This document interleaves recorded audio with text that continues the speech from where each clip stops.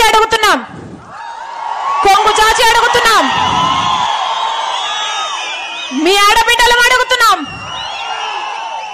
రాజశేఖర రెడ్డి బిడ్డ అడుగుతుంది, వివేకానంద రెడ్డి బిడ్డ అడుగుతుంది, మా కొంగు చాచి అడుగుతున్నాం. న్యాయం చేయండి, న్యాయం చేయండి.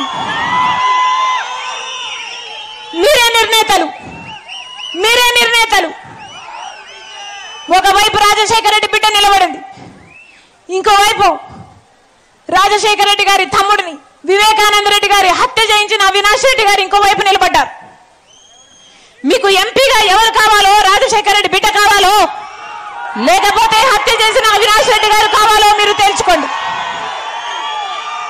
ఒకవైపు న్యాయం ఉంది, ఇంకోవైపు అధికారం ఉంది.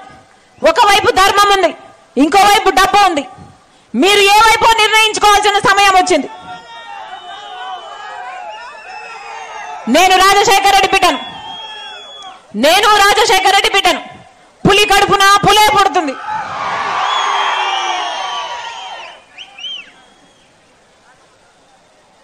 పులి కడుపున పులే పుడుతుంది.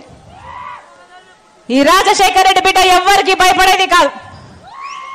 అలాగే అన్యాయం జరుగుతుంటే సహించేది కూడా కాదు.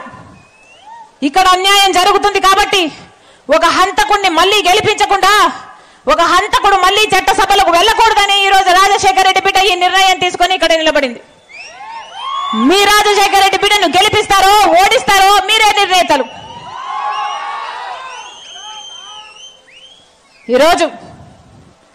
ఈ రోజుటికి 4 రోజులైంది కడప ఎంపీగా నేను నిలబడుతున్నాను అని. నేను కడప పార్లమెంటు స్థానంలో తిరగబట్టి 4 రోజులైంది. 4 రోజులు అయిందో లేదో ఈ రోజు వచ్చిన వార్త